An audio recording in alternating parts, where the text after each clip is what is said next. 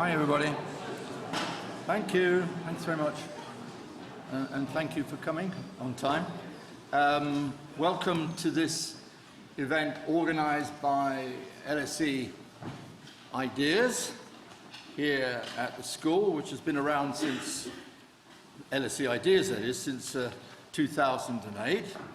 I happen to be one of the founding directors with my old friend Rohan Mukerjee. This is going to be a great occasion, I know, because of the great speakers we have here this evening. There's a couple of little announcements I'll make at the very beginning. Notes to chair, don't talk for too long. Okay, I got that. Thank you. But the good news is there is a reception. Not only does LSE IDEAS put on great events, we also lay on alcohol or non-alcohol for those who prefer that. So if you come up to the 5th floor of the old building, well, you know it's around the corner. We call it the old building because the LSE has no imagination when it comes to naming buildings. In the old building, come to the old building, 5th floor, there is a reception up there immediately following the event this evening, entitled 3 Worlds, Does the Liberal Order Have a Future? There's a question to answer. Very quickly on our speakers in the order in which they will go. Firstly, my old friend here, John Ikenberry, Princeton and Oxford. Are you staying at Oxford more than you're staying at Princeton these days? It seems to me. But anyway, John, lovely to have you here. John, of course, has written widely on international order, A World Safe for Democracy, and also one of his very first book, I think, John, I don't know if it was your very first, but After Victory, Rebuilding Order After Major Wars. And the question of order and what sort of order we are now in, or whether we're moving out, is going to be, I think, the big theme for this evening. Our second speaker, welcome from Cambridge, Asa Zarac, has written much, but also on the question, if I got your bibliography here right, not only on hierarchies in world politics after defeat, how the East learned to live with the West, but also before the West, the rise and fall of Eastern world orders. So again, the theme of orders comes out. Moving very quickly to, again, a good friend of mine, Leslie Vinjamuri, who's been doing a great job both at SOAS and running the US and Americas program up at Chatham House. Leslie has published widely, very active in the US program, but also runs a very interesting study group called the Lloyd George Study Group on, guess what, world order. So we're back to the issue of order.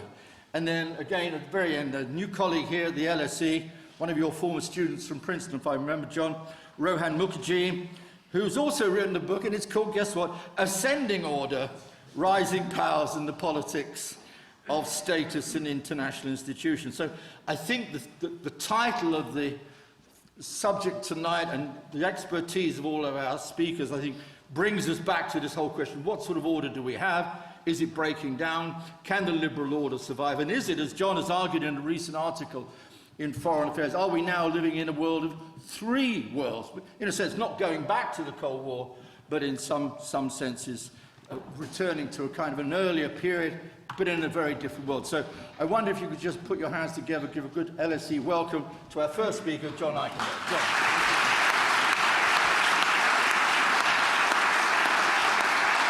Thank you, Nick.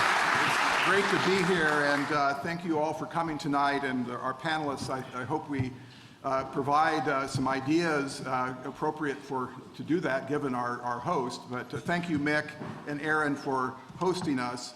And indeed, that is our topic, the future of world order. And I think we would all agree, I think, as an opening observation, that the global order is in crisis. Disorder is increasing. You can actually measure it. Conflict is rising. You can actually measure it. Problems of anarchy seem to be coming back. We thought they were gone. Power shifts, territorial disputes.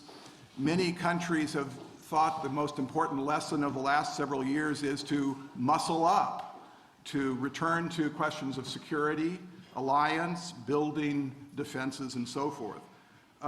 There seems to be a kind of junctural moment that we're in, a kind of world historical moment where the range of possibilities seem to be unusually great. To kind of, in a normal decade maybe, the range of the future options might be fairly narrow, but now it seems to me there are credible voices making arguments along a whole continuum of order and disorder, planetary crisis, and so forth, and not least junctures in the road coming up in various countries that are critical to world order, not least, again, the United States, an election in the fall where the future of the United States, I think, is really in the balance. So one can imagine very different American futures, and indeed, because of that, very many different global futures based on what happens in November.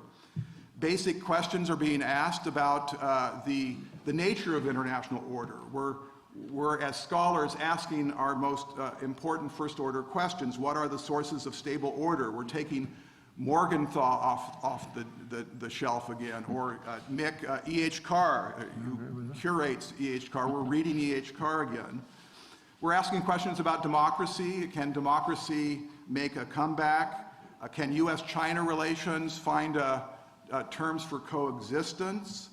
And importantly for tonight, the question of can there be a future for liberal internationalism? That is to say, the cooperative organization of the international order anchored by liberal democracies, open, rule-based, reciprocal, problem-solving order that can do things, that can tackle problems, that can solve problems that cut across borders that we care about. We have a general sense that the demand for world order and governance is going up and the supply is going down. Our imaginations have kind of been depleted in how we might reconstruct that. So all of that is on the table.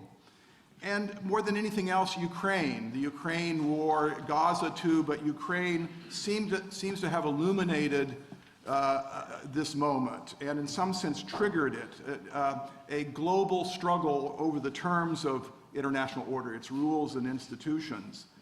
We might have thought that Putin's invasion of Ukraine would unite the world, that we would all see this as a UN Charter moment and the world has rallied in response, but in fact it's not happened. It's been the opposite. Countries have gone to their corners. It's illuminated a more fragmented, more divided world, pushed countries into different groupings. So we have now today what I think are the big questions of what are those groupings and how do we think about the patterns, the alignments, the coalitions, the alliances that are shaping world order going forward. And it's that question that led me to write this paper in International Affairs, Three Worlds, the Global West, the Global East, and the Global South, to provoke that question of how these different shifting groupings might play out. And so I make the argument that you can increasingly see three worlds. As I suggested, a global West, that's the US and Europe and their allies, Japan, and others in that coalition. A global East, that's China and Russia and their associates of various sorts. And then the global South, which of course that's the term that we think about when we think about the global grouping, the global South, a much more amorphous grouping that cuts across much of the world. But they are not blocs, they are not negotiating groupings, but they are countries that occupy different positions, different locations in the global power hierarchy and world economy. They have different narratives of how we've got here and where we're going.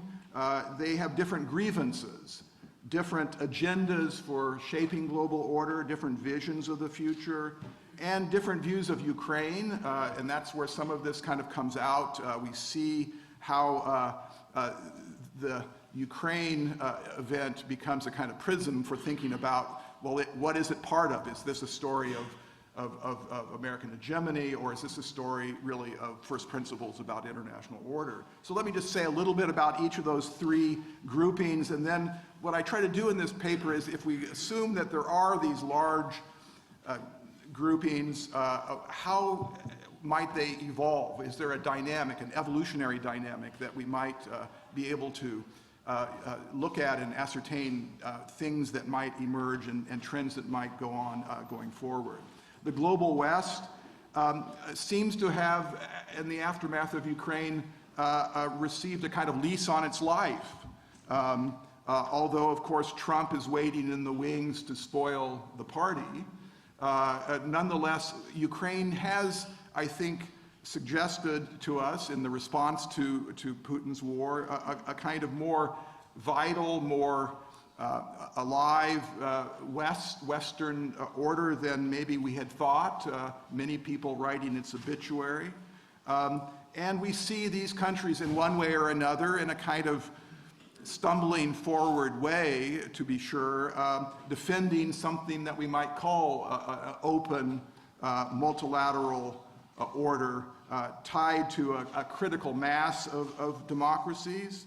They kind of know who they are and what they want to do. They have a well-established playbook based on 80 years of doing this about how the playbook suggests they should be generating security, wealth, power, rules of order. And this grouping is in many ways the most coherent. It has the security structures, starting with NATO, that give it a kind of solidity and a structure. They are defending their equities, and they are in various ways rediscovering old patterns of behavior before. And they are, as I've argued in several different places over the years, not defending a narrowly defined hegemonic grouping, but see themselves at the center of something larger. It's not an empire, as I would argue. It's more of a global system, a kind of set of relationships that have been built over the last 100 years, starting with the work of these more advanced democracies, looking for what I would call a third way between a world defined by anarchy and a world defined by coercive forms of empire and hierarchy. So there is for me, there is something that has been illuminated that suggests that we're not leaving the old world, that there is a formation there, that tonight at least I will speak from the point of view that this is still the center of the world system, and it's going to be around for a while. Two other points about the global West. One is that it actually is in the midst of a fairly creative moment of coalition building. It's not just legacy states trying to protect what they thought they deserved and owned, but it's more of there's an active imagination here. Think about the new initiatives between Korea and Japan and the United States. That trilateral relationship is really taking on a new form. It's very interesting to watch. The Quad across the Indo-Pacific, focused on infrastructure. There's an Atlantic group. Many people don't even know it exists, but a kind of North and South Atlantic grouping of countries that are beginning to think about community. NATO expansion. There are countries that have decided they want to be inside NATO, having been outside for so many decades, really from the beginning, a sense that this is where we're going to put our bets. And of course, the G7, which held its last meeting in Hiroshima, and put the G7 countries on the record for wanting to move the world to a world without nuclear weapons. Kishida leveraging the historic site of Hiroshima, and Modi and Lula and Yoon were there, and so there was an active sense of moving forward in this collaborative way. The other point about the Global West is that it's not a region, as I suggested earlier. It's more defined by a set of principles, by democratic solidarity, but even goes beyond that, because they're not all democracies that are in the Global West. It's organized around political principles and democratic groupings, and so you see this is good news. It's an expansive system, but it's also bad news, or at least difficult news, in the sense that the two major big crises, one manifest, one latent in the world today, Ukraine crisis with Russia, Taiwan with China, those are, in some sense, frontier countries in the global West. And those are vulnerable, they have different legal status, vulnerable democracies, each trying to resist being brought into the orbit by a powerful, illiberal major state. And they are trying to maneuver in a way that allows them to remain part of this global West. So finding a way to get those frontier lines of demarcation stable is a challenge, and it often takes us into the territory of higher liberalism, in the sense of tragic or at least difficult choices about how you manage that. Global East, more united in its aspirations of stepping up against the global West, undercutting and replacing U.S. hegemony, dethroning Western liberalism, reaching out to the global South. So more by what they don't want than a positive agenda. And the global South, amorphous grouping led by India and Brazil. The playing field of the global South is the United Nations General Assembly, which has come back into some use. We listen carefully to what goes on. We watch votes and leadership summits. They don't want to make a choice between East or West. They don't necessarily approve of what Putin has done, but they also often frame that conflict as one where it is one provoked, if you will, by the West, by U.S. hegemony. Three final points about where this three-world system might go. And first point, I think this formation is going to be around for a while. I think it's relatively stable. No one's going to win. And it's difficult to see big movements of one actor in one group going into the other. We aren't going to relive a 1990s moment when there was a liberal global consensus, or at least we thought there was. We are going to be in a more plural world. Ideology and contestation over basic ideas will be what we have in front of us. Secondly, I think this will be a very creative period. I think there is something creative about this kind of dynamic, both because in particular both the West and the East will want to woo the South, will want to reach out, know that their coalitions can only get what they want if they get a larger grouping of states. So in some sense, China and the United States will find themselves in hegemonic competition, a kind of what Keynes said about currencies, a beauty contest to see whose currency, in his case, is most attractive, most desirable. In this case, who can be the most legitimate and attractive provider of global goods, or the catalyst for larger coalition building?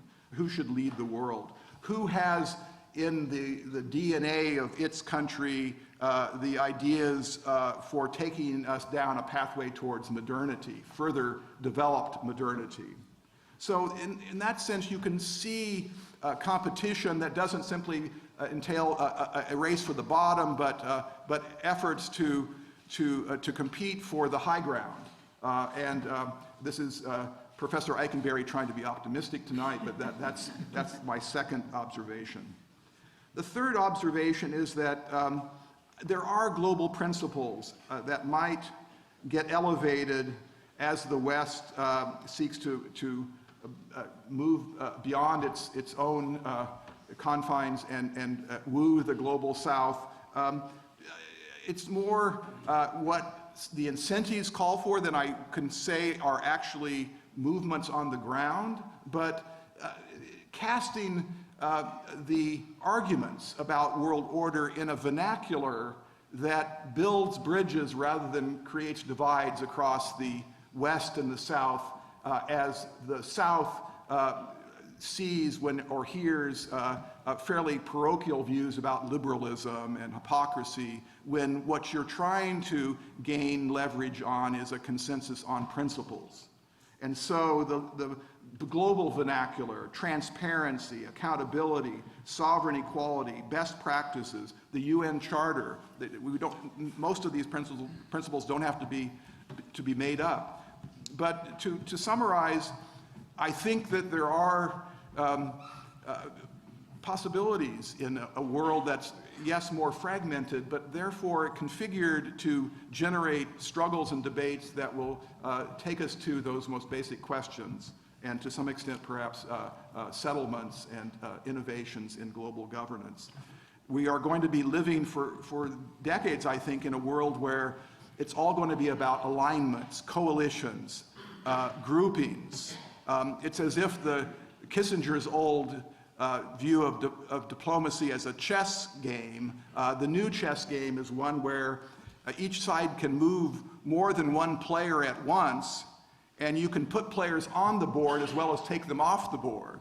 A more dynamic game where it matters who and how many partners you have in this struggle. So that, I think, is there, with the idea that at the end of the day, those who want and seek to acquire global authority as major states trying to have outsized influence over the global future, in many ways, the test will be, do they have ideas that can solve problems that people care about? And if that holds, then the current period of pessimism about the crisis of global order can have within it seeds for something new and hopefully interesting in the next cycle. So I'll stop there. Thanks, Tom, very much. That's great.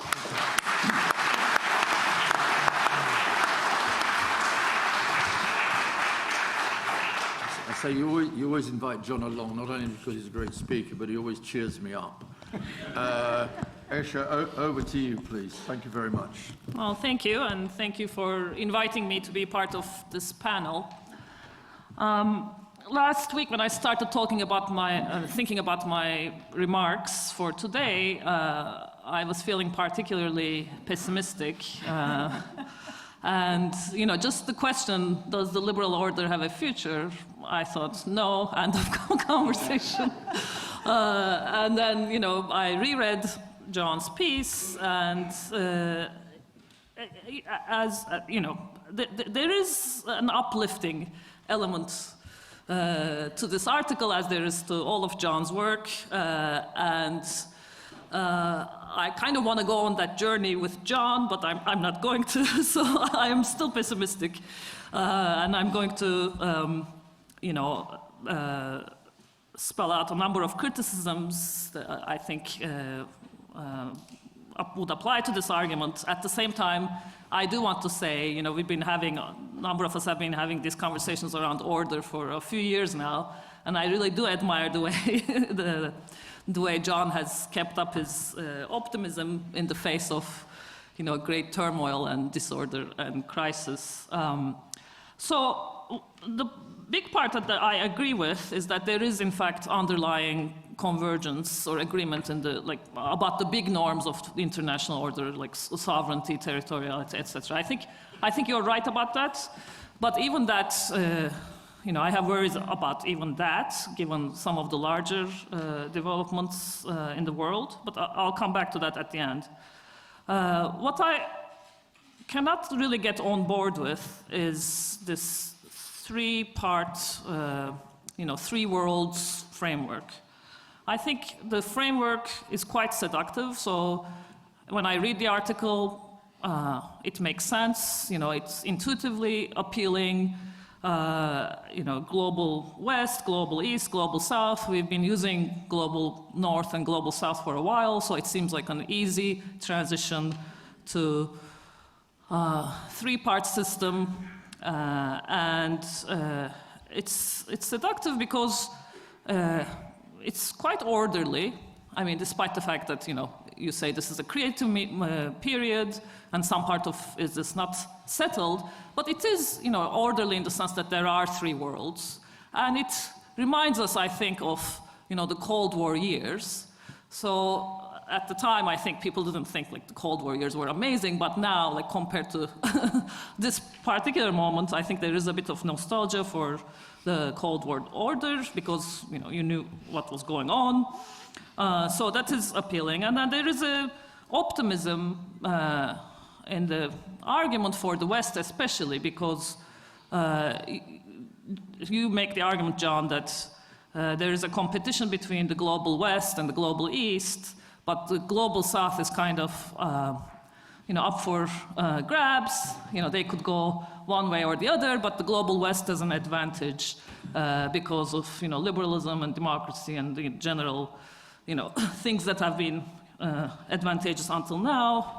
You seem to predict will prove an advantage in the long run over the global East. Again, I want to believe this argument, but I'm worried, actually, it's too optimistic. I mean, let's start with the global West. You say the global West is led by US and Europe. But immediately I want to know who else is in the global West. I mean, who is the global West leading? I mean, who's US and Europe leading if it's not the other parts of the world? Like, who's in the global West besides US and Europe? And if it's Israel plus Australia and Canada, like the optics are quite terrible, right? And that's not going to have the same, well, I mean, there are the optics, like the historical optics, the racial optics, all of that. It's just not going to have the same social, epistemic power that it had maybe in the Cold War years. And I don't know that it actually has the same kind of economic or even the military power it has compared to these other blocs that you identify. So already I think it's a bit troubling, like what is the global West exactly and who's in it? And then this idea that the global East and the global South, as amorphous as they are, that the fact that they are separate from each other.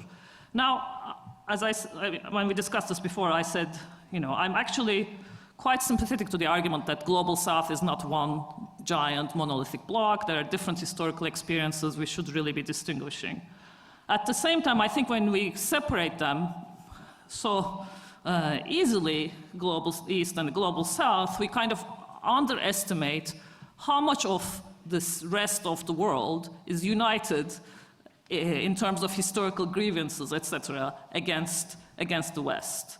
I think, when you see like the general global reactions to not just Ukraine, but also, Israel and Gaza, I think these two blocs are not so easily separable when it comes to undermining or taking down the West a peg. So I'm not so sure that these are like, the global South is completely like an independent entity when it comes to, taking on the West. So I suspect that the global East has some historical advantages, at least for short-term appeal vis-a-vis the West.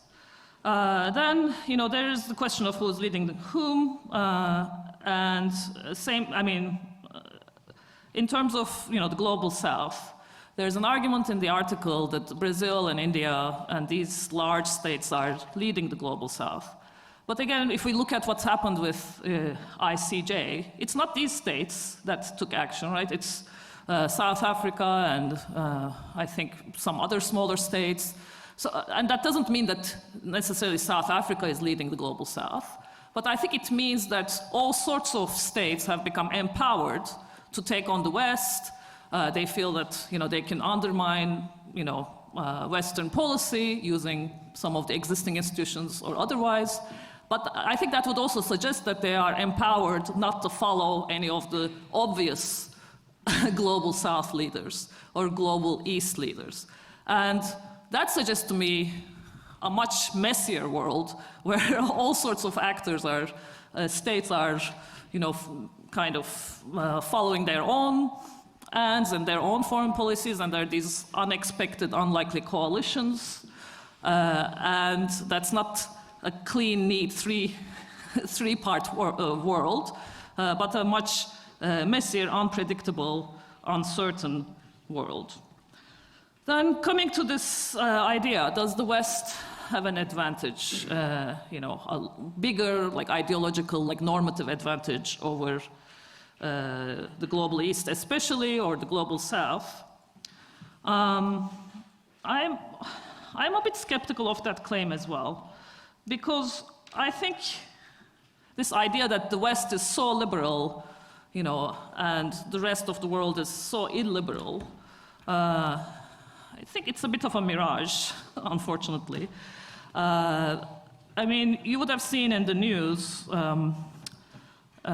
this Chinese-Australian dual national was charged with espionage and sentenced to death in China, and his sentence suspended. He's a dissident, writer. He was grabbed when he was in China.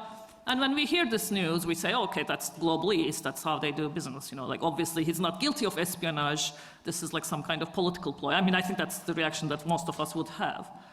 But very recently, I mean, these two things are in my mind. My friend, Vyacheslav Morozov, who was a professor of international theory at University of Tartu, was arrested on charges of espionage in Estonia. And of course, to anybody who knew him, this came as a big shock. I personally feel he couldn't have done this. I mean, I know him, he's very anti-Russian regime and so on, but that's not the point. What struck me is, as we were debating this inside our own academic community, there were many people who jumped to the conclusion that if he's Russian and the Estonian government is accusing him, he must be guilty.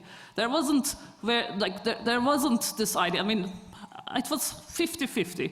Academics, not regular people. Actual academics were split 50-50 about reasonable doubt, innocent until proven guilty.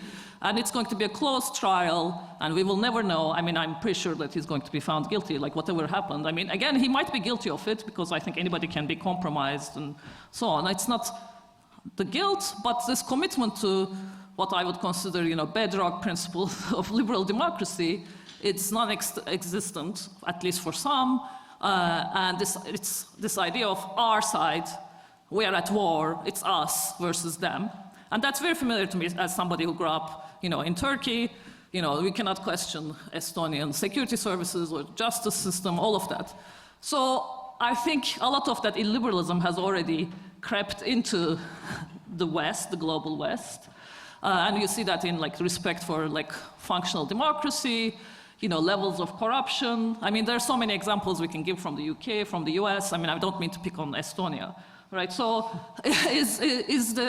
is the global West really that distinct now from the global East politically? And at the same time, I think the global East may be not as illiberal as we make it out to be. I mean, again, I'm from Turkey. I'm kind of a loser under the Erdogan regime. It's for me, it seems very illiberal. But for, I don't know, refugees, Islamists, etc., it's quite liberal. It's a more welcoming place. And economically, there are certain things you couldn't do now that you couldn't do before. So for many people, what happens there works. It doesn't work for us. But I'm not sure that these stark differences between East and the West and the South exist. So all of that leads me kind of to my conclusion is that I wish there was this three-world framework, that we were going back to somewhat comforting, and relatively peaceful years of, the Cold War. But I suspect that we are in for much more disorder and turmoil and unpredictability. And that's before we get to things like climate change and AI and technological stuff that's happening that may be eroding those underlying norms like sovereignty and territoriality that the existing states actually agree on. So I'm much more worried about where we're headed, but as usual, I hope John is right. So, thank you.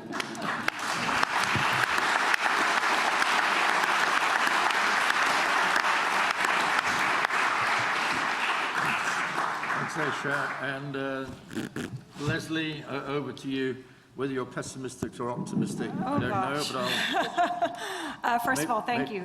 Thank you, Mick. It's great to be at the LSE. I'm an alum. I love this place. And you've certainly put together some extraordinary panels. And this is a tough one, actually. So, you know, I've been pondering both the exam question that was set to us, which I think was not do you like John's article or not, which of course we all do, but does the liberal order have a future? But I think it is an opportunity for us to, and I will do this, engage with John's really powerful article, which was published in a tremendous journal, International Affairs House at Chatham House. A little plug there, but really it is an important International article. Affairs Chatham House, just in case It has you missed the been point. getting a lot of attention, and it deserves it. As I was reflecting on my two colleagues who've already spoken, I thought, you know, in some ways, the thing that's most interesting about the categories that you've given us, John, is the word global. And I guess my starting point is it's a tremendously useful, conceptual article, regardless of whether you agree or disagree, because it really is one of those defining pieces that gives you something to argue with, think about, reflect. You know, I wake up sometimes agreeing, sometimes disagreeing. But as I was listening to the two of you, I thought it's the word global that's really interesting here, because it isn't, I don't know if this is, I do think this is partly what you were intending, that these are parts of the world that now actually have aspirations that extend beyond their narrow corner of the globe, their narrow neighborhood. And I think on this dimension, it's true. You certainly see this in India. I think it's fair to say you see this in China. We know you see this in the US. And so just the idea that there's an imagination or an imaginary which is about global reach amongst these regional clusters, I think is very interesting. In terms of, you know, the exam question, does the liberal order have a future?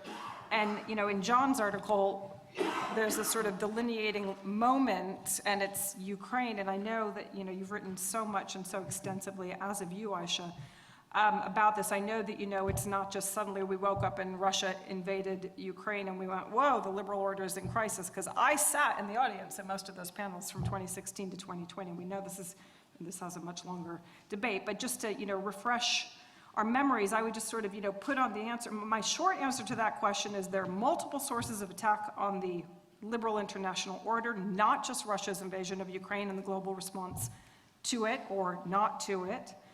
That there is in my view, a greater prospect for a success of a rules-based order than a liberal order. Thin liberalism, yes. Thick liberalism, very unlikely, even from its founders and proponents in terms of the global priorities. And that in some ways the contestation right now is over developmentalism and what I would say are its northern equivalent. Foreign policy for the middle class is a form of developmentalism and for an advanced country like the United States. And as opposed to something that's more about, you know, individual political and civil rights, human rights, democracy, spreading all of this stuff, another way of talking about rules-based order. But I guess it's rules-based order, but if there's going to be more of a values push, I think it's along questions of development. How am I doing in my daily life? Provide for me. And there's an open question, as we all know, from state to state on who has the upper hand when it comes to provision. And we also know that this question of whether the order is providing for us or whether the state is providing for us is radically different depending on who you are, not only what city you sit on, but what part of the city you live in. And so the inequality manifests not only in each of these regions, but within each of these countries is obviously critical. But I do think, you know, contestation over developmentalism versus, you know, a broader rights-based and democracy-based agenda is there. and that the West, if it's going to be as successful as I think you believe it is, that it needs to have a value proposition. We hear this a lot from people in Washington, that there needs to be a values-based proposition for the rest of the world, and it can't just be, isn't democracy great? It has to be grounded in some sort of material economic offer, ideally including market access. And that is the thing that the West has more or less taken off the table in relative terms, which I think is one of the sources of decline in the liberal international order. So when you point to Ukraine, I actually don't see this as, it's clearly a very critical moment. I don't see it as, I would agree with Ayse that the commitment to sovereignty has been reaffirmed, regardless of the fact that some countries abstained on the UN vote on this. We know why they abstain. It's not because they don't believe in sovereignty. It's because they've got multiple interests and multiple needs, and the United States and the West are not providing for all those needs. And so therefore, it was smart from their own particular perspective not to publicly in that forum affirm the agenda and the commitment to take a position on the question of sovereignty. Doesn't mean they don't believe in it. But despite some of the, well-known and well-rehearsed international reasons why the international order, I think, is in decline, America's invasion of Iraq, 4 years of Donald Trump attacking it on every single dimension, most importantly, attacking those within the West, which was the shameful and destructive part of it, which I don't think we've recovered from yet. America's withdrawal from Afghanistan, which we sort of put aside with the AUKUS moment, we put aside with the unity around NATO after Russia's invasion of Ukraine, but it's still there and it's lurking, and Gaza has brought back that visceral memory of America's exit from Afghanistan. Whatever we think about the policy, the execution was horrendous, and it hasn't gone away, and it's gaining new power through the lens of the biggest critique on the table right now of the West, which is its hypocrisy, its selectivity, and its failure to commit to its own norms. So there are plenty of international reasons driving a fundamental challenge for the liberal international order, the democracy and human rights agenda, and also the West's role to be triumphant or to lead it. But I think the bigger concern, and again, it's rehearsing arguments that certainly everybody in this room, including all of the very distinguished scholars and thought leaders in the audience, know very well, but it's the domestic sources, which I think is the domestic sources of decline and disarray within the West, and I would say let's call a spade within the United States of America. Polarization, radical republicanism, rising inequality dating from 1993, exposed in the most shocking way through the financial crisis of 2008, which led to a resolution and in some ways the empowerment of the so-called Global South through the G20, but around what people like Samir Saran, who you know well, say was a 2020 that was for many years about the bankers' agenda, not about the development agenda. Failure in the West to invest in people's everyday life, infrastructure, health, education, a failure to manage the border in a way that would pay attention to international human rights and humanitarian law, but also respect the problem of immigration, which we know is very real. A failure to manage the changing demographics of the United States and to have them reflected through our electoral institutions so that we're not all talking about, Arab Americans in Michigan, however important they are. That shouldn't be the one thing that we're worried about in an election in the most powerful, arguably the most powerful country in the world. We failed to adapt or even have a very serious conversation about electoral institutions and reform. It feels impossible, and it probably is. And much of, despite the fact that we all talk about the high school educated only white male base of Americans who formed Trump's base, we all know that Trump came to power because many, many wealthy Americans voted for him on the back of an agenda which was about deregulation and tax cuts. The US debt is now $34 trillion. The defense budget is at around $880 billion. And what I'm told, and I have no reason not to believe it, is that nobody's cutting entitlements, and so therefore America is going to have to set priorities.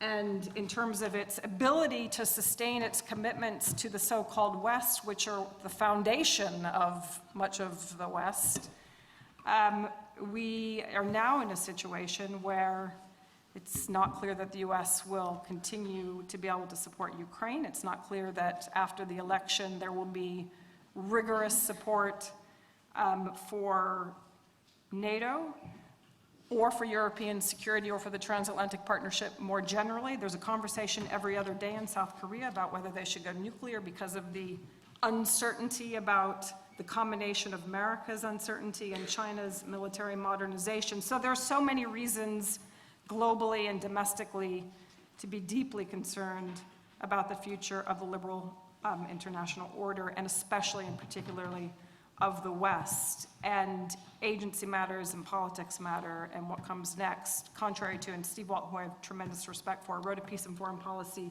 last week saying that at the end of the day, you know, the foreign policy is going to be the same one way or the other. And Steve, you're tremendous, but you're wrong. Because guess what? It matters how you do things, not just where you do things. It matters whether you work through the multilateral institutions. It matters whether or not you care about the United Kingdom and Germany and France and Ukraine, and whether Putin's your best friend or not. And, you know, these things actually have really fundamentally high stakes for the rest of the world. So please, you know, IR theory aside, it actually is a very significant difference that we're facing. You know, a couple of words on the global South, and then I'll finish because I know I'm at time. But the South part of your argument was the one that I kept looking at and thinking, ugh, like I sort of like it and I sort of don't. But that's the beauty and power of the article, which is that you sort of wake up thinking about it.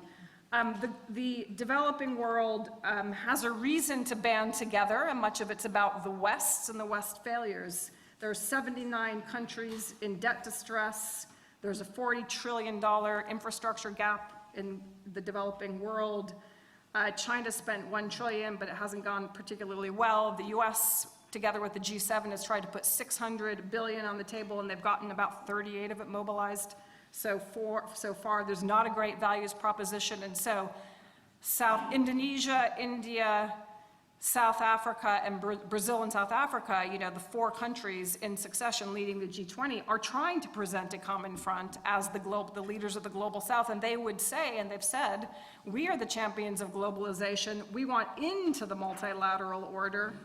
But that doesn't mean that India wouldn't also like to have a phenomenally strong bilateral relationship with the United States, and probably to lead even amongst those in the global South, and probably to play the alignments that it needs to play. So I think that the complexity of the global South is very serious. It's clear that they want a seat at the table. That, you know, if the liberal international order is about multilateralism, that I think the fact that there are some very significant powers that bothered to turn up to UNGA in September when the United Kingdom, China, Russia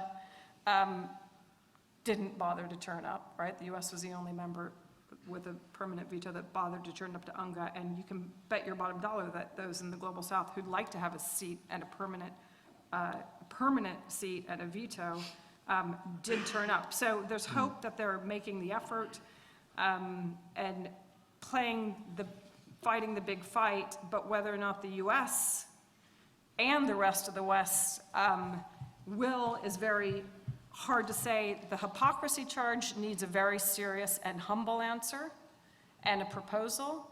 There needs to be an economic offering on the table from the US that includes that includes market access, as well as some more serious form of economic engagement in the Indo-Pacific. The US needs to fix its democracy at home far more than any other Western country. And I will close by saying, if you think that the West is united, take a look at the front, you know, list of articles in Foreign Affairs on Friday last week. Four of Europe's leading thinkers and leading proponents of transatlantic security published a joint article, one of them was an LSE alum, called Trump-Proofing Europe. And it was all about how to build up Europe's security commitments and defense commitments internally and withdrawal from the United States.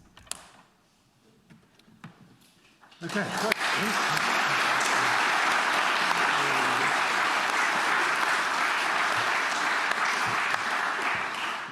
And last but by no means least, my friend Rohan. Thank you. The challenge of going last is a lot of the good points have already been made, so bear with me if there's any repetition. I wanted to pick up this idea of the global West as well. What work is the global doing in the global West? Because, my sense is that until now, the global South, one of its unique claims was to being global in its membership. And now it seems like the West is also arrogating that for itself. So it's a bit, the framing is a bit strange. I think Gideon Rachman doesn't quite get it right. He's the one who came up with it in the FT, which is also the outlet that criticizes the term the global South the most. So, it seems like the global West is just the West as we've always understood it. US and rich liberal democracies that are US allies.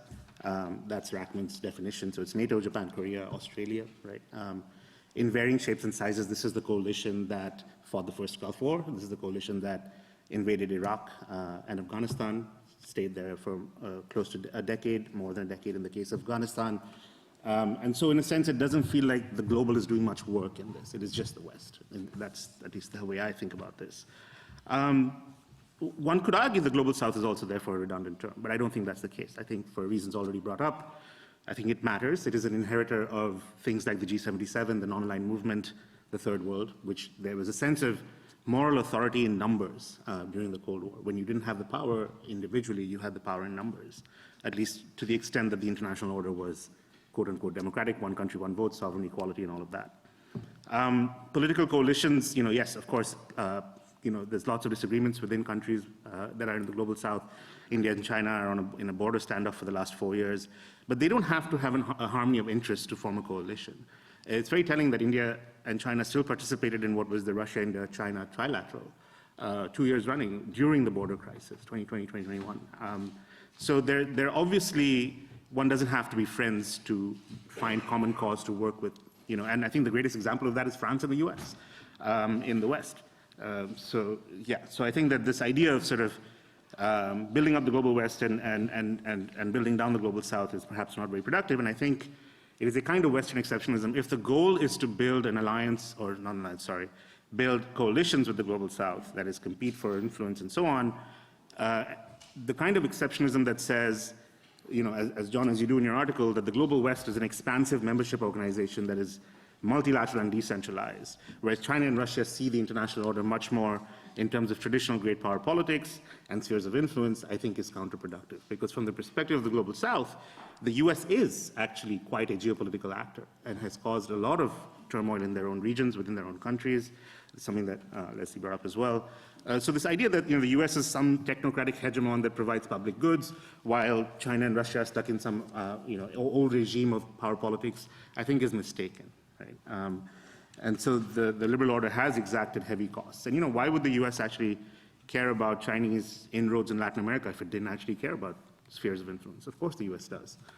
So I think it is a false dichotomy to some extent. The US is a geopolitical actor, and China and Russia know how to work in global governance. I mean, that's just a given. The global West and global East framing, I think, also tends to marginalize the global South and sort of rob it of agency, except as a quote-unquote swing grouping, right? There's a sense that the global South must pick the West or the East, but it has no path of its own. Right? In fact, I think there is a long history of third world / global South countries trying to create alternative forms of order. If you go back to the one world idea of the 1950s or 40s even, the non-aligned movement of the 50s, the birth of it, the new international economic order of the 70s, these were all efforts. So it's not, these are not, there were always aspirations, right? These are not new aspirations. They've always been around. To create a more equitable order, one where power and authority, I think, is more widely distributed and not concentrated in any one actor or any one state or group of states. And we can call this a desire for multipolarity, but not in the sense of power, but in the sense of order, a multipolar order where authority is more evenly distributed. Those aspirations have always been there. I think the ability to do something about it is increasing, and that's really what we're all kind of picking up on in different ways. I want to talk a little, so Global South, right? That's kind of my wheelhouse-ish. I mean, not really, but I'll talk about it. And what is the sort of perspective from the Global South? And when we talk about, so I guess what I want to talk about is this idea of crisis in the liberal international order, or in polite company, what we call the rules-based international order. And I want to sort of suggest that actually what looks like a crisis from the West is really just a Western phenomenon. From outside the West, it looks like an opportunity, right? And I think this was very starkly brought to me in my own experience, which is I spent 6 years in Singapore before moving to LSE 2 years ago. And in those 6 years, I never heard the term crisis in the liberal international order, right? It was all about how you maneuver, how you leverage, how you get the most you can out of all these actors. But when you read the Western academic outlets, you read the press, everything is crisis, right? Things are, and that just shows that there's something here which you used to control, which you can no longer control. And there's a sense of uneasiness about it, right? And I think there are three sources of crisis in the discourse that people talk about. So the first, I think, is, of course, Russia's attack on the foundational principles of order, right? We've already mentioned that. The second is China's increasing influence and ability to undermine different parts of that order, be it human rights, laws of the sea, so on. And the third is the Global South countries growing in influence and building coalitions, potentially competing for legitimacy and benefits within this order. You can think of India, Brazil, South Africa, Turkey, Indonesia, you name it, right? G20, BRICS, all of that. So clearly there's a sense of crisis, but I want to suggest three things, right, in response to that. The first, I think, is the good news is things are not actually as bad as they seem. Most parts of the order are still functioning reasonably well. This may be controversial to say in London or New York, but actually from the rest of the world, it actually doesn't sound so bad, right? So, you can think about the UN Security Council, you can think about UN peacekeeping operations. By and large, despite glaring failures like Rwanda and Syria, there is evidence that they do have a dampening effect on conflict around the world, right? Those who study this stuff obviously have come to this conclusion. The multilateral trading regime struggles, but there has been a proliferation of regional and trade agreements, foreign free trade agreements, and so on. Trade still takes place to a large extent. Yes, it's less. There are more controls around it, but it is taking place. The Bretton Woods institutions are still active and extremely relevant in the world. They are still doing the things that they do. The NPT is like the biggest success story of the international order, right? It has restricted the number of countries that possess nuclear weapons to a handful. Whereas in the 60s, people were predicting that you'd have, 25, 30 countries with nuclear weapons, right? We have to remember also that the benchmarks that we set for these institutions keep shifting because as they're successful, people want more and more. But in fact, they actually do kind of achieve the things that they were set out to do. On climate change, the Paris Agreement shows that after you shift to voluntary commitments, things actually happen. And I think, John, you bring this out very well in the article, which is the notion of sort of US-China competition having positive externalities for climate change, because both countries are now competing to show that they are the better country when it comes to climate change adaptation and mitigation. Nick Stern makes this argument very well. I attended a talk by him last year at LSE, and he makes this point. Second thing, on China, I don't think there is a single way in which China accepts or rejects the international order. I think it accepts some parts of it, and it rejects others. One has to disaggregate the order to see how China behaves or what it wants. We need more nuance, therefore, in how we think about the non-West in this order. China supports things like the UN Security Council, the WTO, the NPT, the G20, things where it has more recognition, authority, whatever you want to call it. It seeks reform in certain places like the Bretton Woods institutions. It wants voting rights reform, as do India and other countries. And in some places it outright rejects, like the human rights order, right? It just does not want to be part of that, but even there, it is engaging in an effort to dilute the order, right? That's what China's goal has been in the UN Human Rights Council, is to dilute the effect of it. So by and large, again, I agree with John on this, that the order has benefited China immensely, and Beijing recognizes this, which is why the preference is not to destroy it. China is not Russia. It actually does benefit a great deal, and we need to kind of keep those two separate as well when we think about the global East. On the global South, I think the politics of, this is my third point, the global South the politics of the BRICS and the G20 have been primarily about reinforcing the order. This sounds counterintuitive when you always think about crisis, but actually what they're doing, and I think, again, John, you mentioned this, they're holding the order to its original rules-based principles and saying, give us what you promised, right? This was also what the new international economic order was about, which is if you're trying to create an open, rules-based, liberal, blah, blah, blah order, do those things, right? Don't be hierarchical. And it's also about, therefore, seeking that seat at the global high table for key actors in the global south, including India and Brazil, but also others. Now, of course, the global south is not united in this, but the overall demand has been for a fairer and more open order that is not dominated by the US and its Western allies. So this, I think, is the true meaning of multipolarity. It is not about power. The US far outstrips everyone else on that front. It is about an equitable distribution of authority, recognition, and legitimacy. And so that's kind of the global south. So what does that mean for multilateralism, which I would agree with Leslie, is a core, collective problem solving is a core of the so-called liberal international order.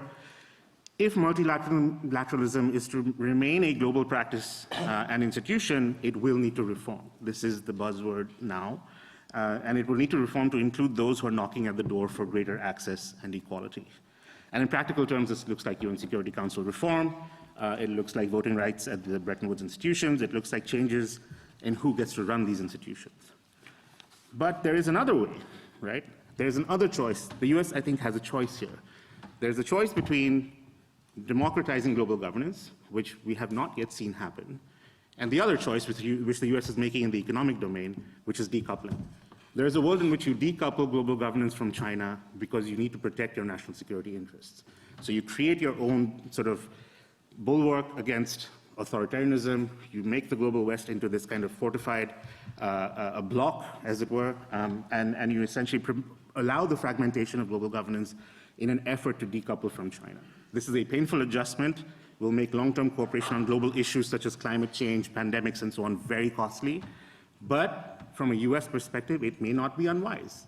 And that's because it is a real worry for the West that they might lose control over institutions that they have built and maintained painstakingly for decades.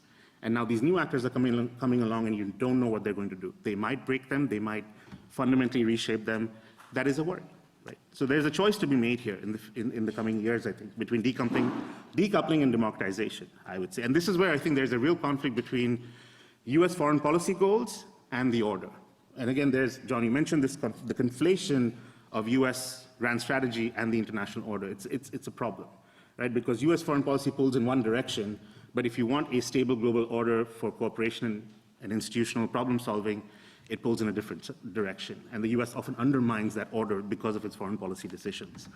And so this is a tension that is almost hard, it's impossible to resolve, but it will be a tension that is growing. So to the extent that the order is about rules and institutions, I would say that the crisis of the rules-based order is not a crisis of multilateralism per se.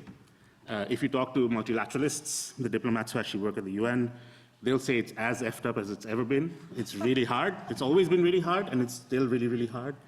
There is a feeling of crisis that I suspect originates from anxieties over the war in the heart of Eurasia, the onslaught on liberalism in domestic politics in many Western countries, which Leslie mentioned, and the geopolitical competition unfolding between China and the US.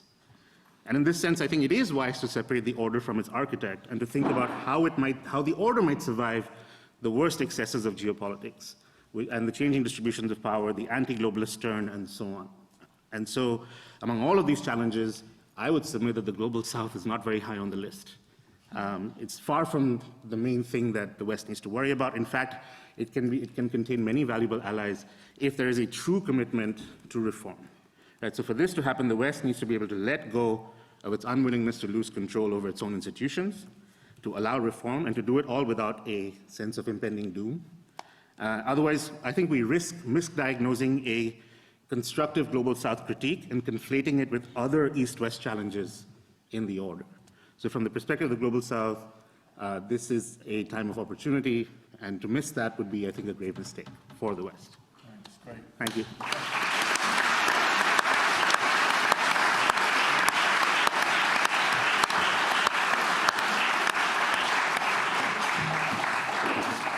Thanks for all those contributions. John, if you want to come back later on, you're more than welcome to do so. Do you want to have a few few words now? We'll go straight to Q&A. Why don't we do that? And anything you want to respond to? Thanks for all these great contributions. Well, I'll just be very brief, because this has been fantastic. Yeah. And these comments have been very, very illuminating, and I have much to think about, and I appreciate their kind words and their tough questions. I do think that we agree on a need to think creatively about global divisions, fractures, coalitions, and alignments. We're groping for a way to make sense of this more fragmented, more decentralized world, and these terms that I've suggested might be useful today are one option, one way of doing it. It illuminates some things, it obscures other things, so I think that's fair enough. Secondly, I do think that in casting the focus on these global groupings, it is, and certainly it was my intention in doing this piece, to elevate the Global South and its agency and ideas in this moment. That we need to give more respect and listen more closely to Global South voices in all of their diversity. And arguing that there is, it seems to me, a kind of constructed nature to the idea of the Global South, but that's okay if it obscures certain realities on the ground, because it actually plays a role in capitals around the world, in debates about, well, what do our friends in the Global South or in this region, this continent or that continent think? A kind of what I tried to hint at in the paper as a kind of the legitimacy that a kind of faction that's not in your Western coalition and how they think about global principles and rules. How do you make your case to them, and what are they saying that might be part of the larger creative debate about reform? Thirdly, the liberal international order. I did not write a paper, and we weren't really debating my argument about what it is, the liberal international order and its future, but for my sins, in 1999, I wrote a paper that became the first scholarly paper that used the term liberal international order. And it wasn't until 2005 that the term appeared in the New York Times. So it was really not intended to be a term that had so much capacious intellectual and political life to it. And there are different features to it, and I think I agree with much of what was said. Leslie's critique about why it's eroded, why it's not what it used to be, and Rohan's point, he flags the point in my paper, that multilateral order, rule-based order, if history and theory tells us anything, it doesn't stem from simply enlightened states decentralized in a decentralized system agreeing to establish those rules and institutions. It requires powerful states that put themselves and see their interests tied to rules and institutions, to multilateralism. And that means that multilateralism will never be value neutral. There will always be some biases in whether it moves cooperation in one direction or the other, defined in terms of competing values. And it also means there will always be what we used to call in international relations the hegemon's dilemma. The hegemon needs to see in its self-interest enough that an international rule-based order will be in its interest, but it's always double-voiced in that it also has to speak to its own domestic constituencies, and you have to get elected. And so it's always going to be a balance between supporting the multilateral order and making good on the returns that you have to suggest are there in that system for your own people. Okay, John. So I think that we're going to have to agree, and this is, I'll just leave it at this, that the order, if liberal international order is to survive, it will be one that will have to be tied to a group of powerful states that see it in their interests as a problem-solving framework, and it's going to be very hard to solve all the problems of hypocrisy and clubism that are attached to this phenomenon. But in some sense, we have to live with that messiness because that's the best way to sustain it into the future. Okay, thank you. Now, I think we can now move on to some Q, and we'll try and provide some A. Yeah, why don't you come? Yeah, come to the front here, would you? I'll take you first, and somebody over here. Come to the chap here in the blue jacket. Yeah, let's take two questions. We make them short, sweet, and crisp. So this is a question for Ikenberry, but it's open to the panel. Okay. Israel war in Gaza, is that global east, global west, big mess, and how do you like Biden's policy on it? Okay, that's a simple question. That's for the panel, yeah. One to which there's an obvious answer, no doubt. Gentleman here. I'll try Thank and you. get a few in, actually. Yeah, thank you. One for Leslie and John. I think the easy thing to do is to look at the interaction between the three orders. The hard thing to do is like looking within the orders.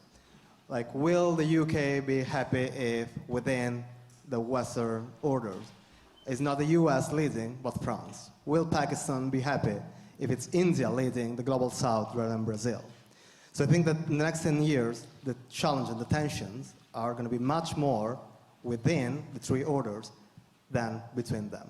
I'm going to take a grouping of questions because we've got quite a lot from the front. The gentleman here in the front, please. Yeah. Hi, so my question is again to John, but again it's open to the panel. John, in the coming decades, do you think that disorder will disorder be the new world order? And to what extent do you feel that non-state actors, common people, and other non-state entities will define how this order is shaped? So if you could pass the mic. And there's somebody right at the back there. There's a woman at the back. Yeah, I want to try and get a balance of gender as many things. Thank you very much. Hi. If you can come away from behind this so we can see you. Hi there. Yeah. Hi. Hi. So IR theory aside, does the panel expect in the short to medium term a Russian attack on a NATO country? And should this occur, does the panel expect that the Western alliance will be sufficiently allied to respond in, and if so, how? What would that response look like? Are we heading for World War III, in other words? A gentleman here, yeah, on the end. I'm trying to pick up as many as possible. Thank you. To everybody. So my general question is, because this panel discussion is based on liberalism, it's more like based on value diplomacy, and the real world patterns we see China like BRI is much more like materialism, like giving people material goods and have their support. So I have a doubt, will liberalism really stand, because we saw many challenge on democracy right now. Right. What's the question? So is comparative to materialism, does the liberalism stand? Because I don't think it is. Okay. I'm optimistic on it, but in practice it seems like having some difficulties. I got that, yeah. Rohan, why don't we go in the reverse order? You can answer anything you want to answer. Take the first two or three. No, Rohan goes first. I'm not going to say a word. Rohan. I honestly don't know where to begin. Beginning would help. Yeah, I wasn't even writing the questions. Okay, so materialism versus liberalism, is that the question about sort of material benefits from the order versus the political values of the order? Yeah, I mean, I think that is the game today. Like, I think if you think of you know, the unintentional liberal international orders that John mentioned, I think of it as democracy, capitalism, and multilateralism. And I think capitalism is the thing that really works in Asia, like, which is the region that I study. And so most of those countries are not democracies, they're hybrid democracies or electoral autocracies and so on. What really attracts them to the liberal order is capitalism. And so that is, I think, the thing that makes the whole thing work. If you push the democracy versus autocracy thing, you're likely to alienate a lot of those countries. And so you're right, I have to be skeptical about that. And having said that, I'm not going to touch any other questions. Good, you avoided the difficult ones, well done. Yeah. Leslie, do you want to avoid the difficult ones? No, I mean, no.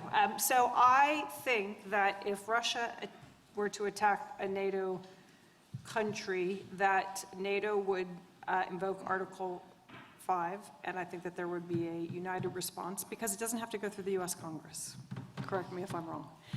And Biden is currently president, and I think Europe would be, the European members of NATO and Canada would be completely on board. So I think there'd be a very strong response right now. We'll wait and see after the U.S. election. But I want to say something else, too. I think that the question about Israel and Gaza is a really important question. I've forgotten who asked it. Because when I was reading John's piece, I think the Middle East doesn't really fit. And I think so many of our theories, we kind of get to the Middle East and we're like, ugh, let's just keep going. Because, it doesn't quite fit. It never really fit into international relations theory. It was always kind of like, where do you put the Middle East? It's certainly become a dividing line between the West and the South and between the West and the East. But I don't know that it entirely fits. But I guess, there's a lot to be said in that. But that would be my one comment on the theory. And the other thing that I wanted to say was to Rohan. The Non-Proliferation Treaty, one of the key articles is about disarmament, right? So to say that it's been successful, I think, is a half-truth in international relations. And the other half of the half-truth is that the Non-Proliferation Treaty did it without deterrence, building up nuclear weapons, states that found it inconvenient to be told that they shouldn't have nuclear weapons, simply not joining or exiting.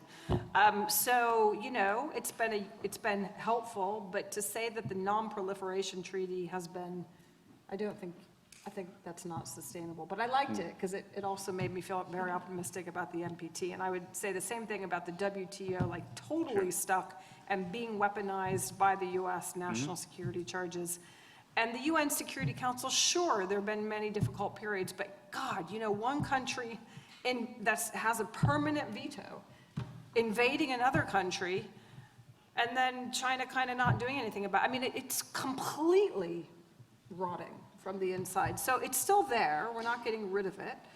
And, why Britain is on there. I like that Britain's on there, but why Britain is on there. So I just want to kind of respond to. Just like 30 seconds? So again, one has to think back, what is the purpose of these institutions? And I think something the UNSC only works because it overlays great power privilege over sovereign equality. It works when the great powers agree not to mess it up, right? And we've seen that with the US, we've seen that with Russia and so on. So again, it is a very challenging thing, but in the broad scheme of sort of conflicts that don't involve the great powers, it's not been too bad. That would be my sort of the hill which I will die on. Yeah. You don't have to do that just yet.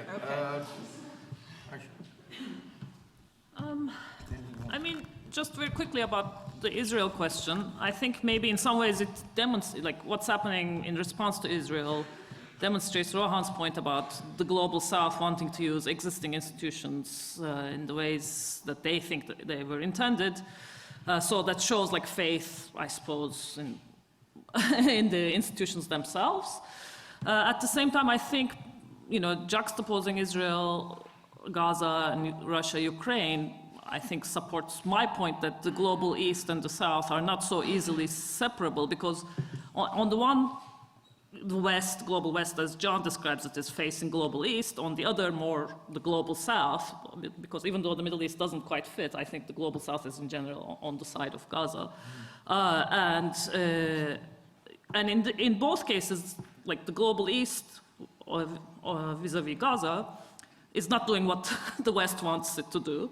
And in the Ukraine case, again, the global South is not doing what the West wants it to do. In both cases, they're kind of, they're not invested particularly, but they're we're not getting involved in this. So the West has lost its ability to shape outcomes in both of those blocs. And when it comes to kind of undermining Western interests, they're either active or they're let's wait and see mode. So again, that calls for pessimism, I think, for the West.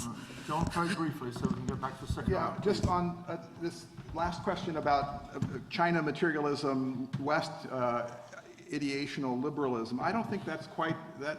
Speaking of dichotomies that don't work, I don't think that's right. I think it is true that that the Global South, as several of our panelists have suggested, are thinking about international order in terms of what does that order do for our developmental prospects. And in some ways, I'm not sure if this is in the piece or not, but that as my colleague at Princeton, Pratap Mehta, said, if you were to summarize what the Global South is saying to the West is, show us the money. You don't preach to us, but show us what we can do. And my argument is exactly right. The vernacular of engagement across these divides has to evolve away from the kind of parochial language of values. There's a lot there that can allow you to do that. And that the liberal international project, liberal internationalism, as opposed to the liberal order, is a cluster of strategies using institutions to build cooperative relationships across borders to solve problems. The three most important problems are, and our IR students will be able to say this themselves, the problems of anarchy, the problems of hierarchy, and the problems of interdependence.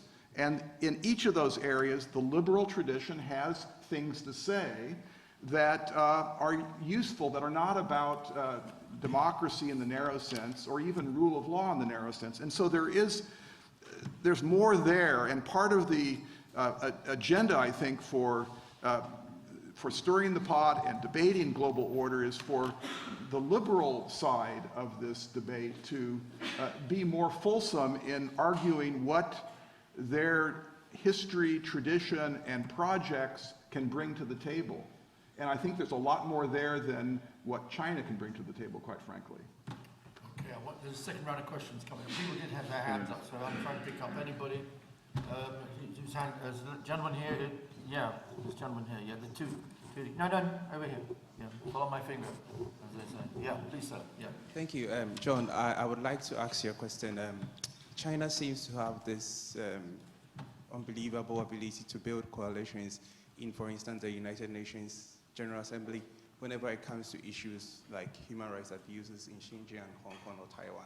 China is able to get more global South countries, global East countries, pay your terms, to come to its support as opposed to like the US. So what is lacking in terms of Western agenda or strategy towards building coalitions with global South countries? Coalitions in the UN. The gentleman here, I'm just picking up who. Yeah, next door, sorry. Next door, sorry. Let me. Yeah. I'm trying to get this around quickly. Thanks. Yeah. Isn't part of the problem that we call what we had as an order liberal in the first place? Wouldn't the defense of liberalism be better if we separate whatever was this US-led order from liberalism, or at least tell its liberal aspects from its non-liberal aspects? Wouldn't an admission of the non-liberal aspects of this order make it easier to make the point or the case for liberalism? Hello. Okay, you've all clearly and greatly expressed your stance. Speak up, I can't hear you. Okay, you've all clearly and greatly expressed your stance on the future of the liberal order in terms of power relations, whether these are global or internal to domestic contexts of specific countries. My question is, could we try to explain the future of this order in terms of the decreasing attractiveness of some core economic principles of the order? After all, neoliberalism is a doctrine which heavily rests on the promotion of global prosperity through, for example, liberalization of capital account, free flow of money. And now there have been recent events like the global financial crisis, COVID pandemic, war in Ukraine, or economic security, which are increasingly showing the negative consequences of such principles. So my question is, can we also explain the decline of this order in terms of the declining attractiveness of the foundational economic principle of this order? Thanks. I'm trying to get as many in as possible. Yeah, please, yeah. Does our neat tripartite system break down when we come to Saudi Arabia, or where does Saudi Arabia sit within it? And simply, does the panel believe that we should be more concerned about the growing influence of that state across the West and increasingly in this country particularly? Okay, right. Well, nobody asked the question about is there to be World War III. The answer is no, by the way, just I hope. We'll take one over there in the corner, yeah, guy over there. Yeah. This has to be the last round. I'm sorry, I'm trying to get everybody else. Quick. Thank you. need more microphones at the LSE. Hi. Very interested to hear if you see a trend towards different types of actors shaping this order. I mean, the Houthis shutting down global shipping, a sort of semi-militia, semi-state, seems to be a particularly acute example of that. But across the world, you're seeing, especially that part of the world, whether it's in Sudan, Libya, Somalia, Hezbollah, all these actors are increasingly shaping international relations. Do you see that as a trend, and how is that shaping these order dynamics? About multiple actors. I think that's enough to be getting on with. John, I'll come back to you to kick off the final round of answers, please. Well, and then Rohan.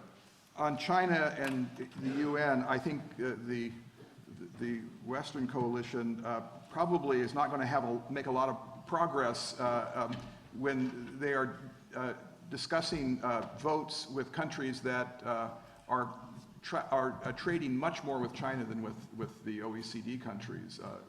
100 countries around the world have more trade with China than with the US or Europe. And so there is, votes follow trade in many ways. But I think part of the process of reaching out and building coalitions with the Global South does entail this argument we were making earlier about the vernacular and what are you building a coalition for, and how do you make good on the promise of the liberal order. And this is where I've suggested that the Global South critique of the Global West is not fundamental.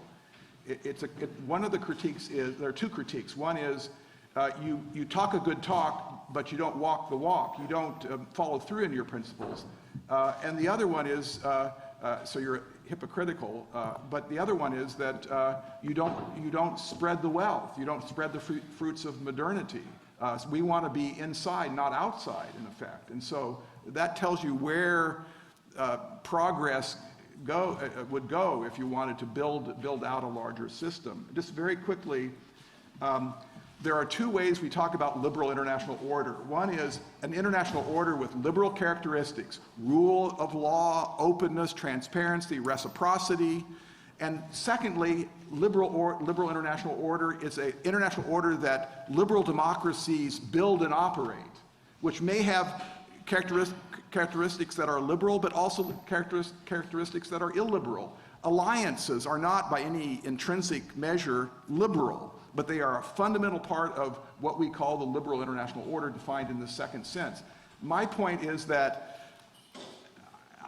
we may need another term, and if I were to offer it, it would really be the Westphalian order, which is the more fundamental set of relationships that are the bedrock of the modern system, and liberal order in many ways is built on top of that. And there's much more universal consent on those principles. So we can make progress, but there is a lot of sort of sorting out this debate that we need to do in order to make it fruitful in the next iteration of that debate.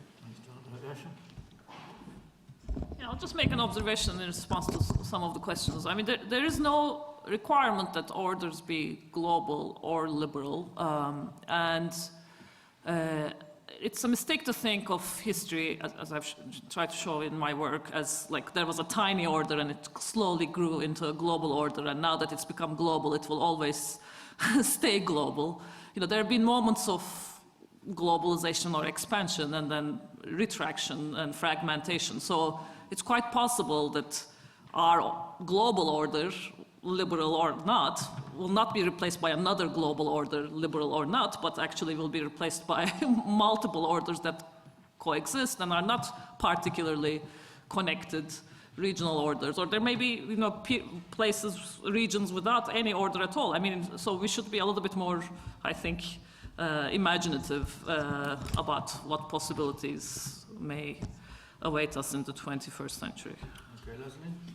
Yeah, maybe I just quickly build on that, which is I think that the liberal order, the multilateral, would it be better if we just didn't talk about liberalism? Probably for many people it might be, because they're so full of the feeling of hypocrisy when they hear that word coming from people who are, rich and northern.